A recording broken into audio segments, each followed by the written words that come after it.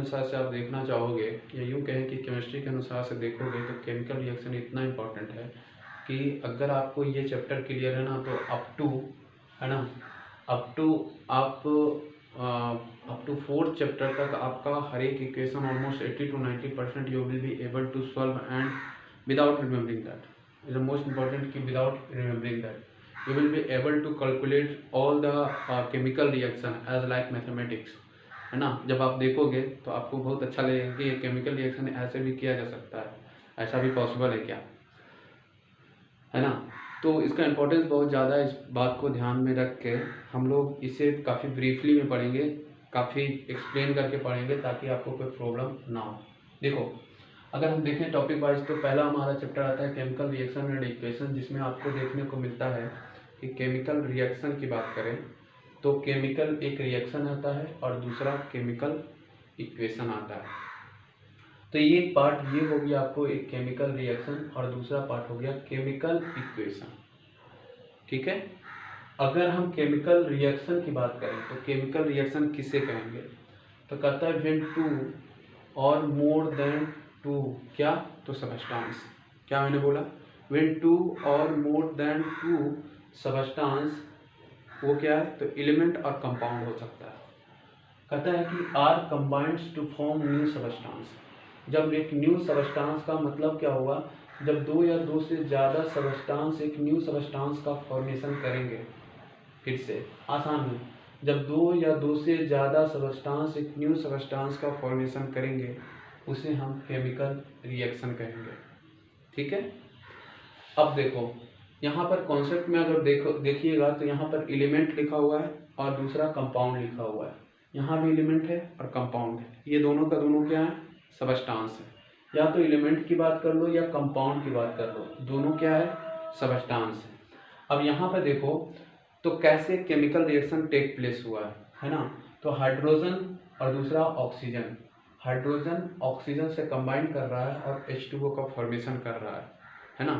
तो यहाँ पर एक्चुअल में क्या हुआ ये कि हाइड्रोजन और हाइड्रोजन के बीच में जो बॉन्ड अवेलेबल है और ऑक्सीजन के बीच में जो डबल बॉन्ड अवेलेबल है, ये क्या होता है, ब्रेक डाउन होता है, टूट जाता है। और आप देख रहे हो कि हाइड्रोजन एक बॉन्ड बना सकता है, इसलिए ऑक्सीजन के साथ एक ऑक्सीजन बाहर निकलता है, उसके साथ दोनों हाइड्रोजन जाकर जुड़ जाता है और इस तरह से एक न्यू सबस्टांस का फॉर्मेशन होता है ना। क्या होता है, न्यू सबस्टांस का फॉर्मेशन होता है। तो इस न्यू सबस्टांस को, है ना, न्यू सबस्टांस का जो फॉर्मेशन होना, इसी को हम लोग केमिकल रिएक्शन बोलेंगे। दूसरा आपको H2O और CO मैंने एग्जांपल दिया। तो यहाँ पर देखो कि आपके पास यहाँ पर एलिमेंट एक था, ये भी एलिमेंट और बना क्या, कंपाउंड। अब यहाँ देखो ये कंपाउंड है, ये एग्जांपल है कंपाउंड का, कैल्शियम ऑक्साइड होगा, देखोगे तो ये भी एग्जांपल है कंपाउंड का। और इससे क्या फॉर्मेशन हो रहा है, कैल्शियम हाइड्रोक्साइड, दैट इज आपको ये भी एग्जांपल क्या है, कंपाउंड का। मतलब 2 कंपाउंड जब कंबाइंड हो गए तब भी कंपाउंड का फॉर्मेशन होगा। 2 एलिमेंट जब कंबाइंड हो रहा है तो कंपाउंड का फॉर्मेशन होगा, मतलब न्यू सबस्टांस का फॉर्मेशन हो रहा है ना। तो यहाँ पर H2O और CaO जब आप कंबाइंड होता है तो कैल्शियम हाइड्रोक्साइड का फॉर्मेशन करता है। अगर H2O की बात करें तो that is a dihydro oxide के नाम से जानते हैं केमिकली। कैल्शियम ऑक्साइड को हम बात करें तो यहाँ पर देखिए कैल्शियम ऑक्साइड और इसका कॉमन नेम होता है क्यूक्लाइन, याद कर लेंगे, काफ़ी लंबे समय तक आपका ये पीछा करने वाला है। दूसरा आपके पास मैंने बताया कि COH का नाम क्या होगा, calcium hydroxide, that is a chemical name. और अगर हम बात करें कि इसका केमिकल नेम ये है और दूसरा हम कॉमन नेम की बात करें तो इसका कॉमन नेम आपको पता है क्या, तो स्लैक लाइन के नाम से जानते हैं। यहाँ पर आपको लिक्विड दिख रहा है, ये S for solid and AQ for aqueous solution. Aqueous hopefully liquid से आप अवेयर हो, सॉलिड से भी अवेयर हो, एक्वस से आप अवेयर नहीं होगे। एक्वस किसे बोलेंगे, तो समझो, कहता है कि जब आपके पास सॉल्यूट और सॉल्वेंट में, है ना, और सॉल्यूट में अगर आपके पास क्या आ जाए, कोई सॉलिड, है ना, मतलब शुगर ले लो और उसको वाटर में डिसॉल्व करा दो, तो वो जो बनाएगा फाइनल सॉल्यूशन वो क्या होगा, एक्वस होगा। अब यहाँ पर CaO क्या होगा कि that is a solid state में है, H2O लिक्विड स्टेट में है और कैल्शियम हाइड्रोक्साइड बनाया, तो इसे हम क्या बोलेंगे, एक्वस सॉल्यूशन। ठीक है, अगर हम बात करें नेक्स्ट का, आपको वर्ड इक्वेशन किसे कहेंगे? A chemical equation which represents chemical reaction, है ना। ब्रीफली इन वर्ड, मोस्ट इंपॉर्टेंट, ब्रीफली इन वर्ड में आपको रिप्रेजेंट करेगा, उसे हम वर्ड इक्वेशन कहते हैं। सिंपल सा, एक केमिकल इक्वेशन को जब हम वर्ड में रिप्रेजेंट करते हैं तो उसे वर्ड इक्वेशन कहते हैं। जिसमें हाइड्रोजन हो गया, हाइड्रोजन रिएक्ट करता है ऑक्सीजन से और डाइहाइड्रो ऑक्साइड का फॉर्मेशन आपको करता है। नेक्स्ट आपको आता है कि केमिकल इक्वेशन। केमिकल इक्वेशन किसको बोलेंगे? ये थोड़ा सा इंपॉर्टेंट ज़्यादा है, आप थोड़ा इसको अच्छे से समझिएगा, क्योंकि आपको केमिकल रिएक्शन समझ में आ गया। दूसरा आपके पास आता है केमिकल इक्वेशन। केमिकल इक्वेशन किसको बोलेंगे? ये शॉर्ट हैंड रिप्रेजेंटेशन, है ना। ये short hand method that describes the chemical reaction, है ना, जो डिस्क्राइब करता है, जो जिस एक केमिकल रिएक्शन के बारे में जो बताता है, उसे हम क्या कहते हैं? Chemical equation. मतलब एक ऐसा शॉर्ट हैंड मेथड जिसमें आपको क्या देखने को मिलता है कि केमिकल इक्वेशन, केमिकल रिएक्शन को इन terms of symbol and formula में अगर आप रिप्रेजेंट कर दोगे तो उसे ही हम केमिकल इक्वेशन कहते हैं। मतलब कि आपके पास देखने को मिला कि जैसे हाइड्रोजन है, यहाँ पे हाइड्रोजन को मैंने शॉर्ट हैंड रिप्रेजेंटेशन किया। कैसे किया? तो शॉर्ट हैंड रिप्रेजेंटेशन में हाइड्रोजन को H2 में लिखा और ऑक्सीजन को O2 में लिखा और फॉर्म क्या किया? H2O, that is a water. तो इसे हम केमिकल इक्वेशन कहेंगे। तो एक शॉर्ट हैंड, एक ऐसा मेथड जो शॉर्ट हैंड रिप्रेजेंट करते हैं किसको? तो एक केमिकल रिएक्शन को इन टर्म्स ऑफ सिंबल, है ना, in terms of symbol and formula, in terms of symbol and formula is called क्या? Chemical equation. में आपके पास क्या हो? A+B जो फॉर्म करता है C+D। यहाँ पर कुछ इंपॉर्टेंट बातें हुई जो केमिकल इक्वेशन को आपको समझने में कुछ हेल्प करेगा। जैसे अगर हम मान लें कि A+B से फॉर्म हो रहा है C+D, दैट इज एक रिएक्टेंट है और दूसरा प्रोडक्ट है। अब इसमें रिएक्टेंट किसको कहेंगे, प्रोडक्ट किसको कहेंगे? तो सिंपल सा है, कहता है कि those substance which takes part in a chemical reaction. ये कहता है केमिकल रिएक्शन में जो पार्टिसिपेट करता है ना, जो केमिकल रिएक्शन में पार्टिसिपेट करता है उसे हम रिएक्टेंट के नाम से जानते हैं। जो केमिकल रिएक्शन में पार्टिसिपेट करेगा उसे हम केमिकल रिएक्टेंट बोलेंगे, है ना, एक केमिकल रिएक्शन का रिएक्टेंट बोलेंगे। जबकि जो न्यू सबस्टांस का फॉर्मेशन करेगा, मतलब आफ्टर कॉम्बिनेशन, आप यहाँ पर देख रहे हो कि कॉम्बिनेशन, यहाँ रिएक्शन हुआ जिसमें रीअरेंजमेंट ऑफ एटम्स हुआ, है ना, और एटम्स का रीअरेंजमेंट होने के चलते आपको C+D का जो फॉर्मेशन हुआ वो न्यू सबस्टांस है। और कहता है कि अगर न्यू सबस्टांस आपके पास है तो उसी को हम प्रोडक्ट के नाम से जानेंगे। और डिफाइन कैसे करेंगे? तो कहता है simple is that the substance which form new substance, क्या? न्यू सबस्टांस का जो फॉर्मेशन करेगा कब? तो आफ्टर अ रिएक्शन, है ना, जब रिएक्शन कंप्लीट हो तो आफ्टर रिएक्शन के बाद जब न्यू सबस्टांस का फॉर्मेशन करेगा उसी को हम प्रोडक्ट के नाम से जानेंगे। एग्जाम्पल के तौर पे यहाँ पर देख रहे हो C+D। उसके बाद ये आपको दिख रहा है बीच वाला portion, that is a single arrow. इस सिंगल एरो क्या रिप्रेजेंट करता है? तो कहता है सिंगल एरो जो रिप्रेजेंट कर रहा है वो सिंपल इज दैट क्या रिप्रेजेंटिंग कर रहा है, क्या बता रहा है आपको? तो सिंपल इज दैट क्या बता रहा है? तो कहता है it's represents the direction of a chemical reaction, है ना, डायरेक्शन ऑफ केमिकल रिएक्शन को बता रहा है। ये बता रहा है डायरेक्शन को कि किधर से किधर एक केमिकल रिएक्शन जा रहा है। मतलब आप बोलोगे कि लेफ्ट टू राइट चला जा रहा है ना। अब कहा सर कि अगर हम इस एरो को पलट दें तो रिएक्टेंट ये हो जाएगा, प्रोडक्ट ये हो जाएगा। जैसे एग्जांपल के तौर पे अगर मान लो कि A+B, मैंने ये क्या किया ना, C+D ये बना लिया क्या, A+B। तो यहाँ पर आप क्या देखोगे? तो अब ये क्या कहलाएगा? रिएक्टेंट कहलाएगा। अब ये क्या कहलाएगा? प्रोडक्ट कहलाएगा। समझ रहे बात को? एक जनरल ट्रेंड क्या है कि आपको रिएक्टेंट को लेफ्ट हैंड में लिखा जाता है जबकि प्रोडक्ट को राइट हैंड में लिखा जाता है।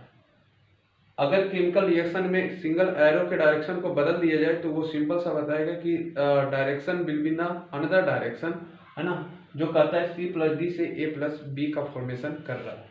ठीक है, उसके बाद कुछ यहाँ पर आप देख रहा होगा कि A और B तो ये तो एलिमेंट्स हैं, है ना, जबकि ये आपके पास क्या देखने को मिला कि S, L, G, AQ। S represent करता है सॉलिड को, एल रिप्रेजेंट करता है लिक्विड को, जी रिप्रेजेंट करता है गैस को एंड ए क्यू रिप्रेजेंट करता है। एक क्वेश्चन बुक मैंने दिया है, आपको करना क्या है, इज सिंपल इज दैट, करना ये है आपको कि जैसे मैंने बताया कि right the chemical equation in word equation. आपको क्या करना है, इसको आप अच्छे से पहले कॉपी में राइट डाउन कर लीजिएगा। उसके बाद आपको करना क्या है कि आपके पास जो दिया हुआ ये पोर्शन कि right the chemical equation in word equation, तो केमिकल इक्वेशन को वर्ड में आपको लिखना है। दूसरा आपके पास काम रहेगा, है ना, ये पहला अगर मान लो तो ये दूसरा है, तो दूसरा अगर काम रहेगा कि एक वर्ड इक्वेशन को जो आपको दिया है ऑलरेडी उसको केमिकल इक्वेशन में रिप्रेजेंट करना है। करना क्या है, जैसे यहाँ पर है, अगर हम एक एग्जांपल की बात करें तो यहाँ पर आपको मीथेन, मीथेन आपको लिखिए, यहाँ पर क्या है ऑक्सीजन, तो मीथेन और ऑक्सीजन बन ये किया, कंबाइंड किया तो क्या बना कार्बन डाइऑक्साइड, और साथ में क्या मिला that is a di hydro oxide. क्या सिंपल इज दैट, वाटर भी आप इसको लिख सकते हो, ठीक है। उसी तरह से यहाँ पर आपको दिख रहा होगा कि आपके पास एल्युमिनियम है, ये कॉपर सल्फेट है, ये एल्युमिनियम आपको पता होगा, एल्युमिनियम Al से रिप्रेजेंट करते हैं, कॉपर सल्फेट को CuSO4 से रिप्रेजेंट करते हैं, और यहाँ पर आपको क्या मिला एल्युमिनियम, है ना, आपके पास यहाँ पर मिलेगा एल्युमिनियम सल्फेट, एल्युमिनियम सल्फेट मिलेगा। तो अब एल्युमिनियम सल्फेट को रिप्रेजेंट करने का Al2, है ना, SO4 का होल 3 और साथ में क्या मिला कॉपर। इस तरह से आपको कंप्लीट करना है ना। कुछ लोग को इसमें दिक्कत भी हो सकता है यार कि जैसे मैंने एल्युमिनियम लिखा है, ये CuSO4 लिखा है, ये 2 और 3 का कुछ फंडा समझ में नहीं आया होगा, हो सकता है ऐसा। बट आप क्या करना, कोशिश करना कि इन सारे रिएक्शन को आप कंप्लीट कर लो एज यूजुअल। जहाँ से हेल्प लेना पड़े हो सके तो बुक से आप हेल्प ले सकते हो, और साथ में यहाँ पर वर्ड इक्वेशन में आपको ज़्यादा दिक्कत नहीं होगा। अगर ये सारा दिक्कत नहीं होगा, मैंने एक हैबिचुअल वे में बता रहा हूँ, है ना, इसी रिएक्शन को आप बाद में बहुत ही आसानी से लिख पाओगे, जहाँ पर देखोगे क्या कि आपको कोई भी ज़्यादा एफर्ट नहीं लगाना पड़ेगा। हम जो डिस्कस करने वाले हैं कैरेक्टरिस्टिक्स ऑफ केमिकल रिएक्शन, है ना। अगर हम केमिकल कैरेक्टरिस्टिक्स की बात करें तो कैरेक्टरिस्टिक्स का मतलब क्या होगा, उसके कैरेक्टर को जानना, है ना, उसके बारे में जानना। कैसे जानना, सिंपल कहता है कि आपके पास कैरेक्टरिस्टिक्स पहचानने का तरीका 5 तरीका है। एक आपके पास चेंज इन स्टेट है, चेंज इन कलर है, इवोल्यूशन ऑफ गैस है, फॉर्मेशन ऑफ प्रिसिपिटेट है। ये 5 तरीके से आप बता सकते हो कि whether that reaction is a chemical reaction और नॉट।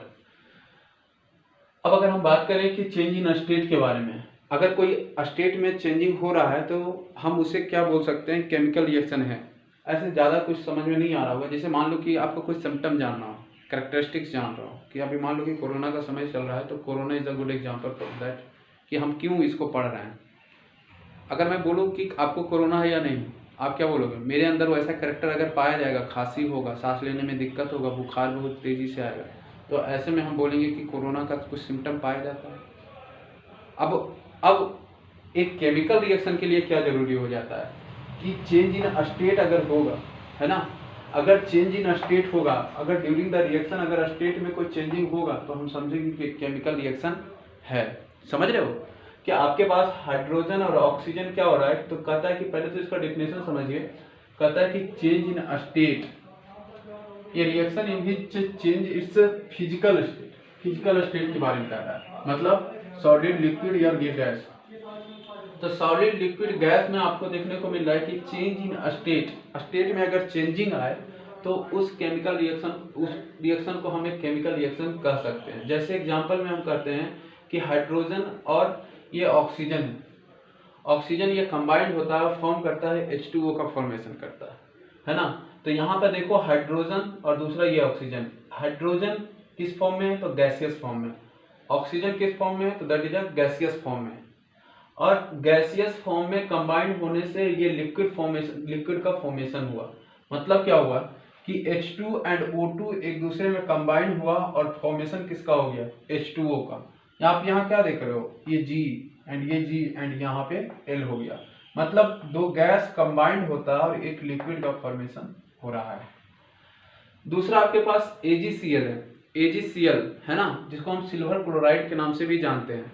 अब AgCl को ध्यान से देखोगे तो मैंने डेल्टा का साइन दिया, दैट इज हीट, और heat comes from the sun in the form of radiation, that is HU, है ना, रेडिएशन के फॉर्म में आएगा। अब AgCl को क्या करता है कि AgCl को आपको अगर क्या करना है, ब्रेक करना है, तो सिंपल सा आप उसको धूप में रख दो, तो Ag क्या होगा, सेपरेट हो जाएगा और क्लोरीन गैस वहां से निकल जाएगा। मतलब यहाँ पर जो एक्चुअल में आपको देखने को मिला कि यहाँ पर से आपको क्या हुआ, क्लोरीन गैस का फॉर्मेशन हो, मतलब यहाँ पर क्या हुआ, तो यहाँ पर सॉलिड है, यहाँ भी सॉलिड, और यहाँ पर क्या हुआ, गैस हो गया, मतलब चेंज इन स्टेट हो गया। तब भी हम इस केमिकल रिएक्शन को पहचान सकते हैं, बता सकते हैं yes it is a chemical reaction. मतलब एक कैरेक्टरिस्टिक्स क्या हुआ, तो चेंज इन स्टेट हुआ, और उस चेंज इन स्टेट अगर आपको देखने को मिले तो आप कह सकते हो that reaction is actually chemical reaction.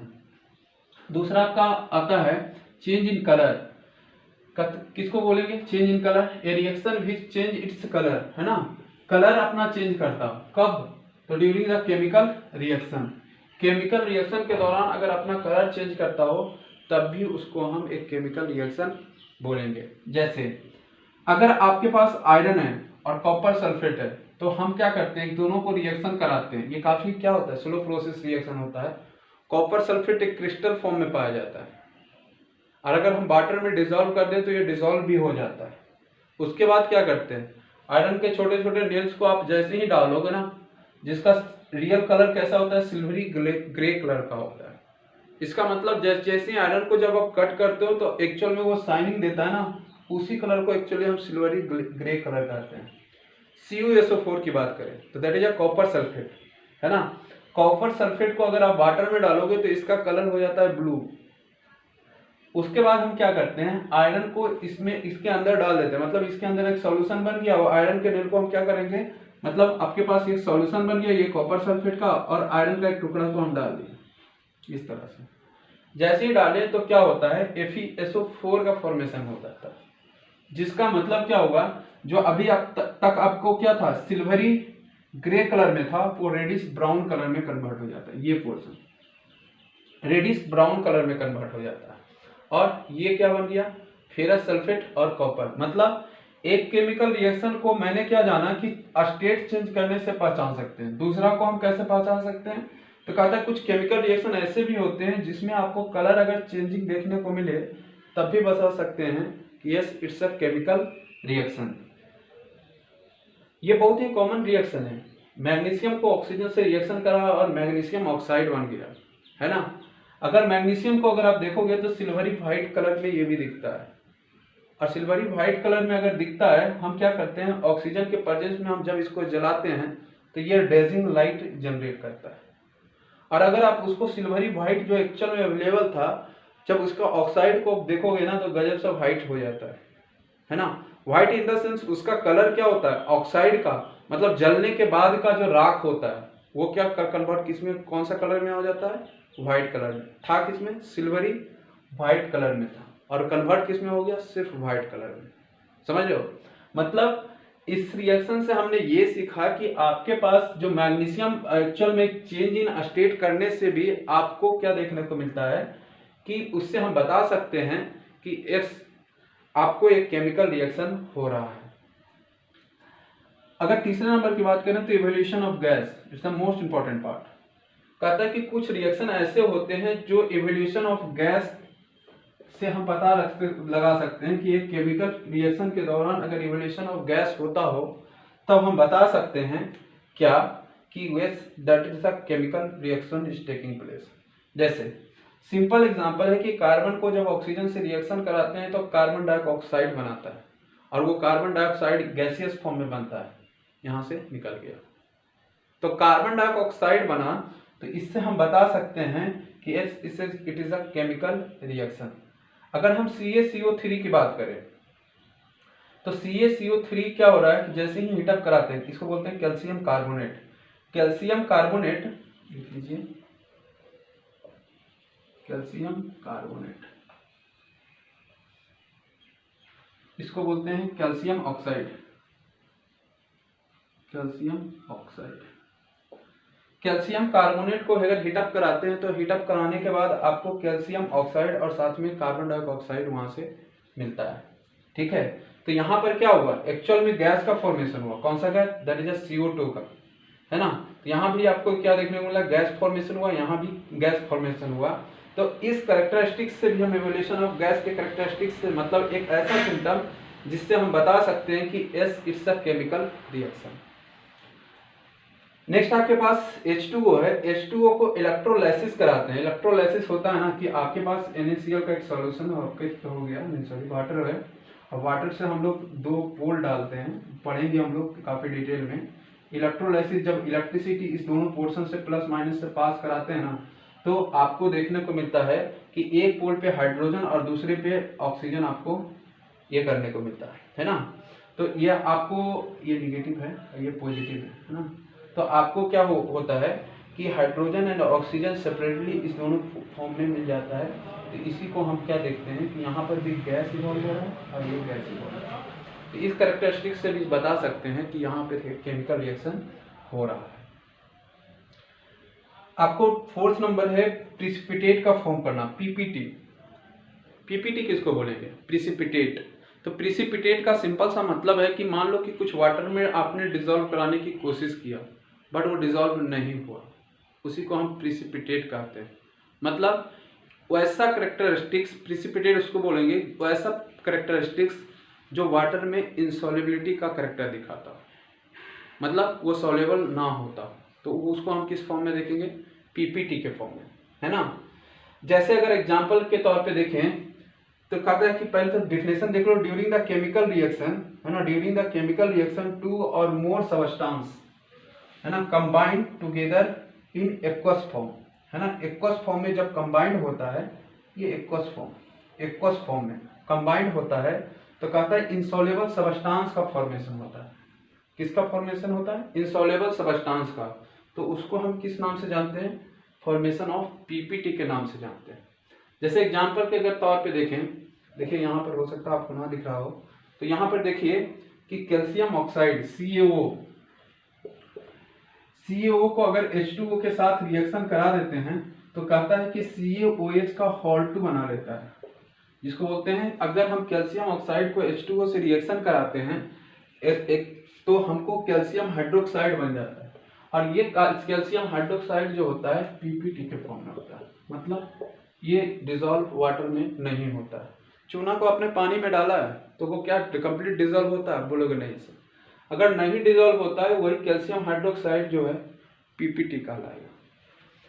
Next अगर हम बात करें तो सिंपल सा एग्जांपल है कि अगर आपके पास NaCl AgNO3, जिसको सिल्वर नाइट्रेट भी बोलते हैं, है ना, ये एक्वस में है और ये भी आपके पास एक्वस में। इसको रिएक्शन कराने के बाद बनाता है क्या, NaNO3 और साथ में क्या देता है, AgCl, silver chloride in solid form, है ना। तो ये भी आपको क्या है, सिल्वर क्लोराइड PPT के फॉर्म में मिल गया। इसका मतलब एक केमिकल रिएक्शन को कि PPT का अगर फॉर्मेशन हो रहा है तब भी हम बता सकते हैं कि S that is a chemical reaction.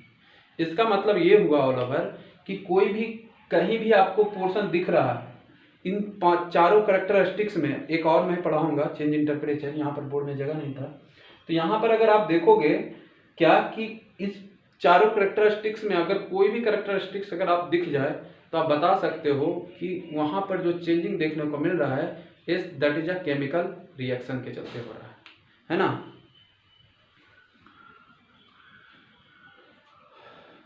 अब जैसे देखो कुछ एग्जाम्पल मैं देने की कोशिश करता हूँ कि अगर आपके पास, मान लो कि मैं कुछ एग्जाम्पल, आप लोग जवाब देने की कोशिश करना।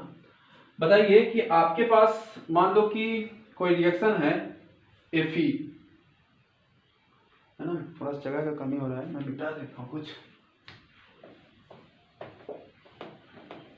चलो नाश्ता हम लोग। देखो अब एक अगर हम बात करें कि अगर आपके पास मान लो एक रिएक्शन है Fe और इसको रिएक्शन कराते हैं copper sulphate in aqueous form में, और ये बनाता है क्या, FeSO4 और साथ में क्या देता है, साथ में देता है कॉपर। अब देखो यहाँ पर Fe जो आप देखोगे तो ये सॉलिड फॉर्म में, ये एक्वस फॉर्म में है ना, कॉपर भी आपको सॉलिड फॉर्म में आपको दिख जाएगा। अब यहाँ पर देखो तो ये आपको सॉलिड फॉर्म में दिखेगा। देखो अगर हम इसकी बात करें तो सिल्वरी व्हाइट की है ना, आपको इसकी कलर बात करें तो ये सिल्वरी व्हाइट है। ये कॉपर सल्फेट की बात करें तो कॉपर सल्फेट का कलर ब्लू है। जबकि FeSO4 की अगर बात करें तो मैंने बताया था reddish brown colour, reddish brown. अब देखो रेडिश ब्राउन कलर में अगर आप देखोगे क्या हुआ कि बताओ कि पहले क्या चेंज इन स्टेट देखने को मिला। अगर इस रिएक्शन क्वेश्चन में बोले कि बताइए कि इसका क्वेश्चन अगर आपसे कहेगा सिंपल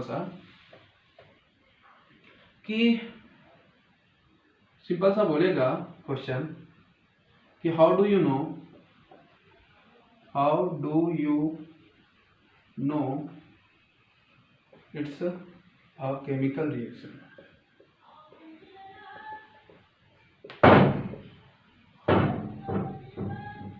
कैसे आप बताओगे कि ये केमिकल रिएक्शन है? पहला तो आप क्या बताओगे कि कलर चेंजिंग हो रहा है ना। तो कलर चेंजिंग करने से आपको बता सकते हो चेंज इन कलर हो रहा है ना। दूसरा आपके पास बता सकते हो कि बताइए यहां पर क्या हो रहा है, सॉलिड एक्वस फॉर्म है, मतलब क्या हुआ कि चेंज इन स्टेट भी देखने को मिला। ठीक है, तो ये दोनों कैरेक्टरिस्टिक्स से आप बता सकते हो कि ये जो केमिकल रिएक्शन एक्चुअल में आपके पास अवेलेबल है ना, यहाँ पर दो कैरेक्टरिस्टिक्स मैच कर रहा है, इसीलिए हम इसको एक केमिकल रिएक्शन बोलेंगे। ठीक है, यहाँ पर आपको एक केमिकल रिएक्शन हम बोलेंगे। ठीक है, ऑफ केमिकल रिएक्शन में तो कैरेक्टरिस्टिक्स ऑफ केमिकल रिएक्शन की बात करें तो ऑलरेडी हम लोग 4 डिस्कस कर चुके थे। पहला कौन था, तो चेंज इन स्टेट था। दूसरा कौन था, तो चेंज इन कलर। तीसरा कौन था, तो इवोल्यूशन ऑफ गैस। एंड चौथा कौन था, तो दैट इज चौथा था आपके पास प्रिसिपिटेट का फॉर्मेशन करना, जिसमें मैंने AgCl का एग्जांपल दिया था। अब आता है बात कौन सा रिएक्शन, तो that is change in chemical temperature. आपको केमिकल टेम्परेचर में कितना चेंजिंग आएगा उसके बारे में आपको देखना है। ठीक है, अब देखो मोस्ट ऑफ द रिएक्शन क्या है, आर ऑक्यूपाइड है ना, टेम्परेचर मतलब टेम्परेचर को कंटेन करता है। दैट मीन्स क्या है, इंक्रीजिंग और डिक्रीजिंग द टेम्परेचर। मतलब क्या हुआ, केमिकल रिएक्शन के दौरान पांचवा कैरेक्टरिस्टिक सिंपल सा कहता है कि एक केमिकल रिएक्शन के दौरान आप 4 तो कैरेक्टरिस्टिक जानते ही थे, पांचवा कहता है कि या तो एक केमिकल रिएक्शन में या तो टेम्परेचर इंक्रीज करेगा या डिक्रीज करेगा ड्यूरिंग अ केमिकल रिएक्शन, है ना। अब कहता है कि जैसे अगर हम बात करें तो यहाँ पर ग्लूकोज है, ग्लूकोज C6H12O6 रिएक्शन करता है 6O2 से, मतलब 6 मोलिकुल्स ऑफ ऑक्सीजन से रिएक्शन करने के बाद 6 CO2 एंड H2O और साथ में हीट देता है।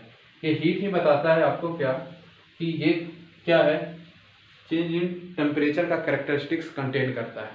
अगर चेंज इन टेम्परेचर के कैरेक्टरिस्टिक्स को बात करें तो ये 2 भाग में डिवाइड हुआ है, एक एक्सोथर्मिक और दूसरा इंडोथर्मिक। एक्सोथर्मिक किसको बोलेंगे, the reaction which heat evolve होता हो, मतलब हीट निकलता हो, उसको हम क्या बोलते हैं, एक्सोथर्मिक रिएक्शन, है ना। जैसे अगर एग्जांपल में देखें तो आपके पास कैल्शियम ऑक्साइड को अगर रिएक्शन कराते हैं H2O से तो आपके पास क्या फॉर्म होता है, CaOH का Hol2 कैल्शियम हाइड्रोक्साइड और साथ में क्या मिलता है, हीट मिलता है ना। तो कहता है क्या कि इवॉल्व मतलब आउट मिले, जहां से उसको हम क्या बोलेंगे, एक्सोथर्मिक रिएक्शन। जैसे कार्बन को मैं क्या कराता हूँ, रिएक्शन कराता हूँ ऑक्सीजन से, तो CO2 का फॉर्मेशन और साथ में क्या मिलता है, हीट मिलता है।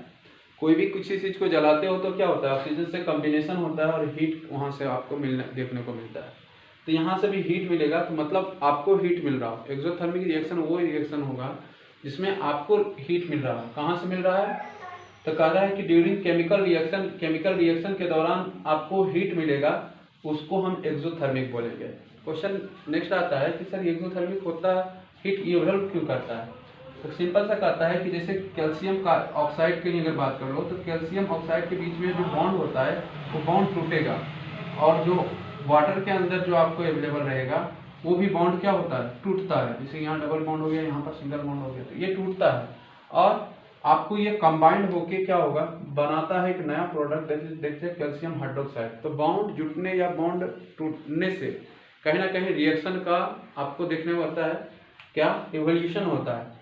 तो आपको देखने को मिलता है क्या कि अगर यहाँ पर आपको केमिकल रिएक्शन के दौरान अगर हीट रिलीज करता हो तो उसे एक्सोथर्मिक बोलेंगे। जहाँ तक अगर हीट एब्जॉर्ब करता हो मतलब लेता हो, आप उसको देते हैं, तो उसको हम इंडोथर्मिक बोलेंगे। इसमें क्या करता है कि reaction which heat is absorb, है ना, एब्जॉर्ब करता है, उसको हम क्या बोलेंगे, इंडोथर्मिक रिएक्शन बोलेंगे। जैसे CaCO3 कैल्शियम कार्बोनेट को मैंने हीट दिया, तो हीट देने के बाद CO2 CaO एंड CO2 में वो टूट जाता है। तो CaO और CO2 में टूटना किसकी वजह से हुआ, तो कैल्शियम कार्बोनेट को हीट देने की वजह से हुआ। दूसरा मैंने एग्जांपल पहले भी दिया था कि AgCl को जब हीटअप कराते हैं, सनलाइट में रखते हैं, सनलाइट में जब रखते हैं तो ये क्या होता है, Ag एंड क्लोरीन गैस में ये टूट जाता है।